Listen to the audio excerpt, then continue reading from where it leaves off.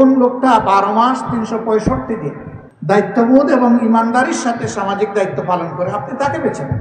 ওই ভণ্ডকে বেছে নেবেন না, যে নির্বাচনের সময় আপনাকে ধোঁকা দেওয়ার জন্য তার ড্রেস পরিবর্তন করবে, তার মনোভাব পরিবর্তন করবে, তার আচরণে পরিবর্তন আসবে, কিন্তু election period is over, everything over. এখন আর 5 বছর আপনারা চিনবে না, আবার ইলেকশন আসলে চিনবে। এখন আপনাকে পিতা বলে সম্বোধন করবে, যদি সে নির্বাচিত কোনো কায়দায় হয়ে যেতে পারে আপনাকে ধোঁকা দিয়ে। এরপরে আপনাকে আপনি যখন তার সামনে যাবে এমনভাবে সে ভাব দেখাবে যে জীবনে আপনার সাথে কোনোদিন দেখাও হয় নাই, কথাও হয় নাই। কারণ আপনাকে যদি সে সাদরে গ্রহণ করে তাহলে আপনার হক সে মেরে খেতে পারবে না। এই জন্য সে জনগণকে ভুলে যায়, তাদের সাথে বিরূপ খারাপ আচরণ করে।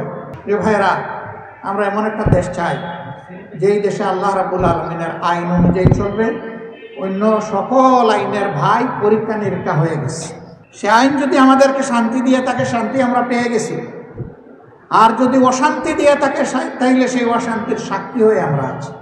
এখন আল্লাহ তাআলা তার বান্দাদের জন্য নিজে মহব্বত করে যে বিধানটা দিয়েছেন উপকারী বিধান হিসাবে, আসুন আমরা এবার সেই বিধানের দিকে ফিরে আসি।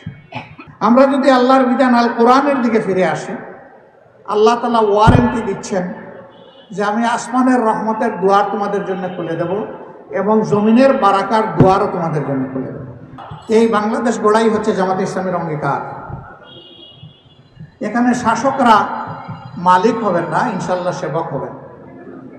আমরা সেই মানবিক বাংলাদেশ গড়তে চাই যেখানে দুটি জিনিস থাকবে না। এই দুইটা জিনিসের দাফন করা হবে, একটা দুর্নীতি আর একটা দুঃশাসন। এই দুইটাকে দাফন করা হবে ইনশাআল্লাহ। এমন একটা সমাজকে আমরা সবাই চাই। শিওর আপনারা সবাই চান? তাহলে আলহামদুলিল্লাহ, নিজের আপনজন, পরিবার পরিজন, আত্মীয় স্বজন, প্রতিবেশী সবাইকে নিয়ে কোরআনের পথে আমরা হাঁটবো ইনশাআল্লাহ। আগামী দিনে কোরআনের সোসাইটি বিল্ড আপ করার জন্য একটা জাস্ট সোসাইটি, একটা সোসাইটি ফ্রি অফ ডিসপ্যারিটি আমরা গড়ার জন্য ইনশাআল্লাহ আল্লাহর দরবারে আমরা শপথ নিচ্ছি। আমি আপনাদেরকে কথা দিচ্ছি, যদি ইমানদারদের হাতে এই দেশের দায়িত্বভার আসে, তাহলে এখন যা তাদের সম্পদ তার বাড়বে না 1 ইঞ্চি, বরঞ্চ কমতে বাধ্য হবে। আমরা দুনিয়ার সম্পদের কাঙ্গাল নই, আমরা আখিরাতের সম্পদের কাঙ্গাল।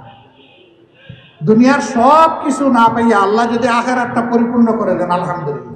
আমরা সেই আখিরাতমুখী জীবন গড়তে চাই।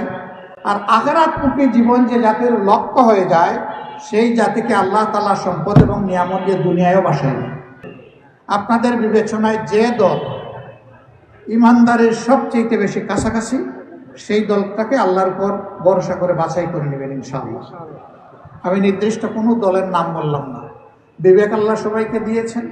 অতীত কার্যকলাপ দেখবেন, বর্তমান কার্যকলাপ দেখবেন, দেখে বিবেচনা করবেন। আমাদের মুখের কথায় আপনারা নিজেকে হারায় ফেলবেন না। মুখের কথার সাথে আমাদের কার্যক্রমকে মিলিয়ে দেখবেন। যার মুখের কথার সাথে সবচেয়ে বেশি মিল হবে, জাতি ইনশাল্লাহ তাদেরকে আগামীতে বাছাই করে নেবে।